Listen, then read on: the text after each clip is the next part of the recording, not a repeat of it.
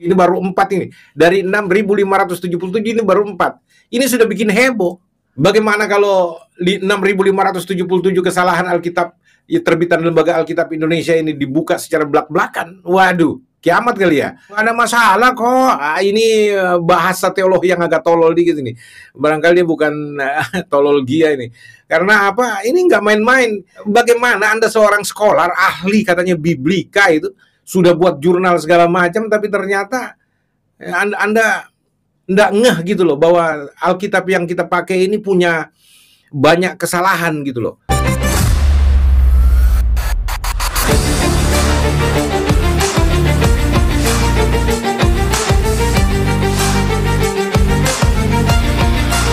Assalamualaikum warahmatullahi wabarakatuh. Sahabat beriman, berjumpa kembali di Bintang Mu'alaf Channel. Mudah-mudahan kita semua selalu sehat walafiat di dalam lindungan Allah Subhanahu wa Ta'ala. Salam satu Tuhan, Allahu Akbar. Teman-teman, kesempatan kali ini kita akan mereaction sebuah video yang datang dari channel Pastor Joshua Tewu, di mana di sini Pastor Joshua Tewu kembali membongkar data-data kesalahan di dalam Bible dengan mengutip data dari channel Biblikos yang notabene kemarin sudah viral, dibongkar oleh Dr. Yonatan Purnomo. Terdapat sejumlah 6.577 kesalahan ayat-ayat di dalam Bible. Nah, melalui penegasan dari Pastor Joshua Tewu ini, kita akan lebih mengetahui bahwasanya ternyata memang dari pihak kekristenan sendiri yang membongkar kesalahan Bible tersebut. Baik teman-teman, mari kita simak videonya.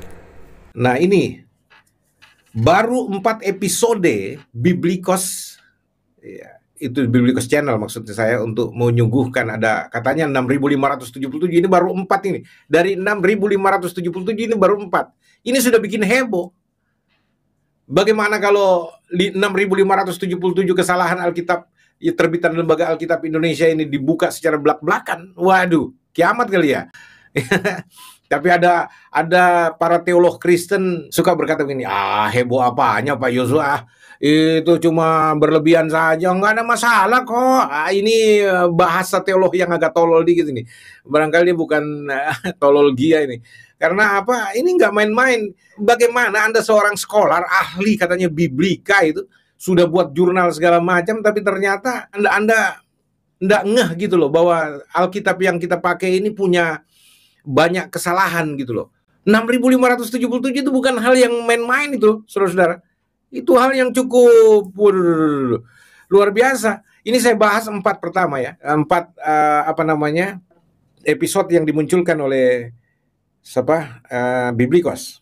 Saya mau kasih lihat saudara, ini penting sekali saudara-saudara. Kalau memang saudara-saudara mau masuk sebentar, saya tunggu ya. Jadi begini, ini 4 episode ini Anda bisa lihat di Biblikos channel sekali lagi ya.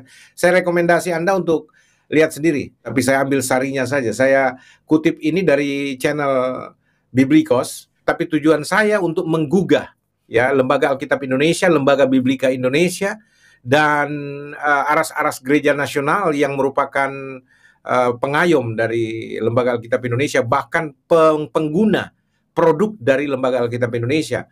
Ya, gereja-gereja sinodal ini yang pakai Lembaga Alkitab Indonesia, pakai Lembaga Biblika Indonesia ini, ya ternyata Alkitab ini kacau gitu loh. Ya ternyata Alkitab ini kacau gitu loh. Dan ini boleh dikata bisa masuk pada taraf penyesatan ini kepada umat Tuhan. Ya, yang cilakanya kasihan teman-teman teman-teman pendeta yang tulus-tulus mau menyampaikan firman Tuhan, tapi ternyata ada sebagian tertentu yang bukan firman Tuhan ternyata karena salah.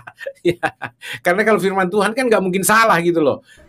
Ya teman-teman, kita bisa melihat dari judul video yang diunggah oleh Pastor Joshua Tewu, yaitu menggugat Dr. Anwar Chen dari LAI ya. Di sini akan digugat oleh Pastor Joshua Tewu dengan menggunakan data-data yang diambil dari Biblikos atau channel kepunyaan dari Dr. Yonatan Purnomo. Sangat jelas di sini Pastor Joshua Tewu sendiri mengatakan Alkitab itu kacau. Bukan Alkitab kacau Pak, tetapi Bible. Tolong diganti istilah Alkitab itu dengan Bible gitu ya.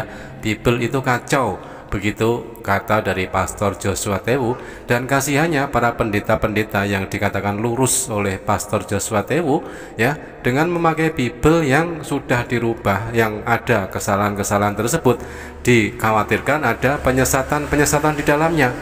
Katanya firman Tuhan, murni firman Tuhan, tetapi realitanya kok banyak kesalahan, kok dirubah-rubah. Ya, jadi gimana dong gitu loh. Ya, mudah-mudahan ya kita dapat anugerah pengampunan sajalah.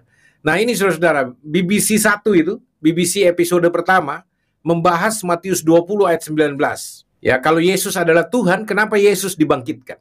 Nah, dia ambil kajian biblikanya ini khusus konsentrasi dari ayat yang dianggap salah di Lembaga Alkitab Indonesia, Matius 20 ayat 19. Ya, kalau Yesus adalah Tuhan, kenapa Yesus dibangkitkan? Ya, dan terjemahannya itu memang begitu, dari Inggrisnya, Indonesianya katanya itu memang LAI mengambil terjemahan dari berbagai sumber yang dianggap valid, dan memang begitulah terjemahan yang benar bahwa Yesus dibangkitkan pada hari yang ketiga. Anda bisa buka sendiri, itu salah, ini terjemahan ini salah, yang dari Lembaga Alkitab Indonesia ini salah. Kalau Yesus itu dikatakan Tuhan, kenapa Yesus dibangkitkan? Yang benar dalam Biblikos itu, dalam terjemahan Biblikos yang dia ambil dari teks sumber yang diakui adalah Bizantin. Ya, teks Bizantin itu teks yang otoritatif karena dia sama, salinan itu sama dengan otografnya para rasul ya.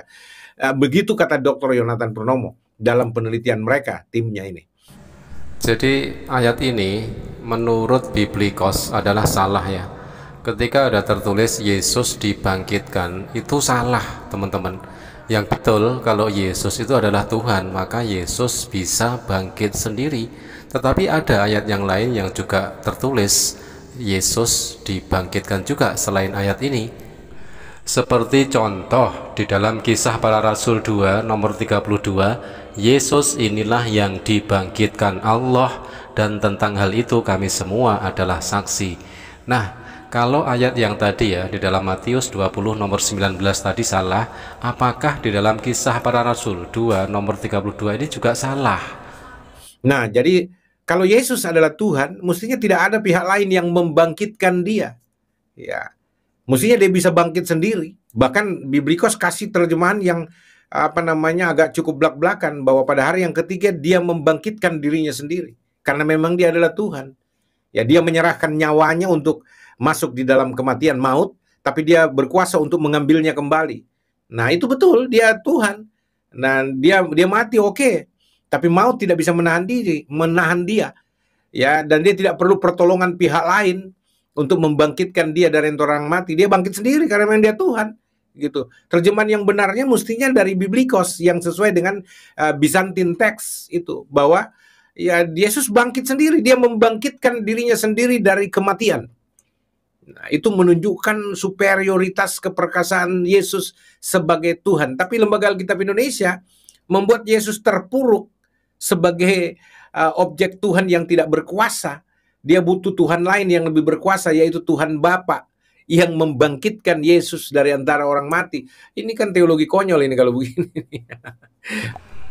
Menjadi dilema atau sebuah kebingungan teman-teman ya. Para pastor, para pendeta, para petinggi gereja, pejabat LAI dikatakan salah dan saling mempunyai kebenaran menurut versi mereka masing-masing ya.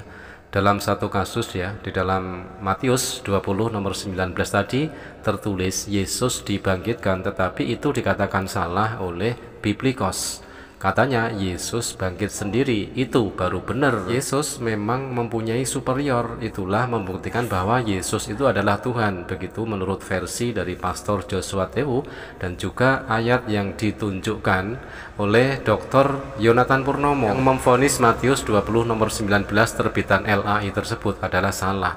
Oke teman-teman, jadi akan banyak sekali ayat-ayat yang dikatakan salah nantinya ya, dan akan lebih membuat bingung para pastor, para pendeta, apalagi para jemaatnya ya. Kalau dikatakan Yesus mempunyai superior, kalau dikatakan Yesus itu adalah Tuhan, bisa bangkit sendiri. Nah, bagaimana dengan Yohanes 5 nomor 30 ini?